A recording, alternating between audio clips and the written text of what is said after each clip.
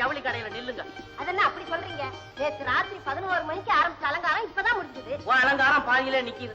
என்ன அலங்காரம் பண்ணி என்ன பிரயோஜனம்? மாப்பிள்ள பசங்களை காணோம். எல்லாரும் வந்துருவாங்க. ஏன் இப்படி கத்துறீங்க? மதன் கூட இப்படி பொறுப்பு இல்லாம இருக்க மாட்டாரு.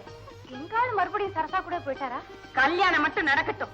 யாழ வீட்டை விட்டு வெளியே விட போறது. இந்த பலசரக்கு கடை ஒண்ணு வேண்டாம். வேண்டாம், நீ கடையை மூடு. தவாரு, நான் ஒண்ணு சொல்றேன், அதை மட்டும் நீங்க கவனம் வச்சுங்க. இந்த முகூர்த்த நேரம் மட்டும் தவறிச்சு வாழ்க்கையில உங்களுக்கு கல்யாணமே கிடையாது.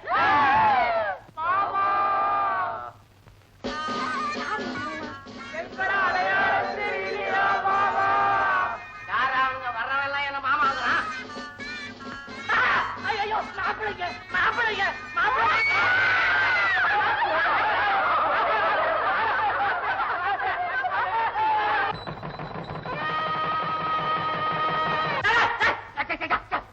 நிறுத்தப்பா, நீ வேற உபத்திரவப்படுத்திக்கிட்டு.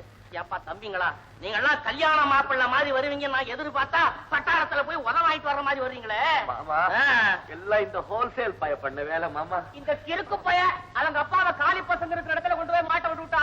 அவரை காப்பாத்த போற இடத்துல ஏழை பணக்கார வித்தியாசம் எல்லாம் ஒரே இடத்துல வச்சு செமிச்சா பொத்தி விட்டாங்க. அடிக்கிறவன் ஏழைக்கு ஒரு அடி பணக்காரனுக்கு ஒரு அடின்னு தான் அடிப்பானாக்க.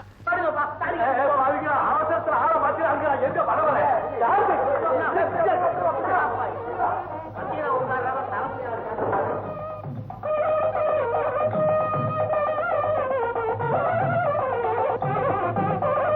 மணவரையில வந்து உட்கார்ந்து என்ன பண்றது?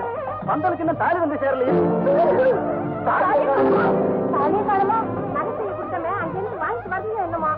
கல்யாண நேரத்துல என் வாய கலர் இல்ல, முன்னெச்சரிக்கையாக வாங்கியாந்து வச்சாயினா அடிச்சு பல்லெல்லாம் உடைக்கிறேன் பாருங்க.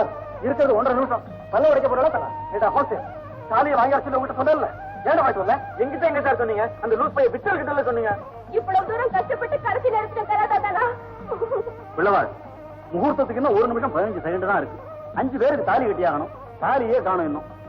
நானும் சரி. ஏய்யா, தாலியை இடுப்புல வச்சுட்டா தாலி எங்க இருந்து வரும்? இங்க பாத்தியா, இடுப்புக்கு தாலி கட்டி வச்சிருக்காரு. தம்பி, தாலி வருங்க.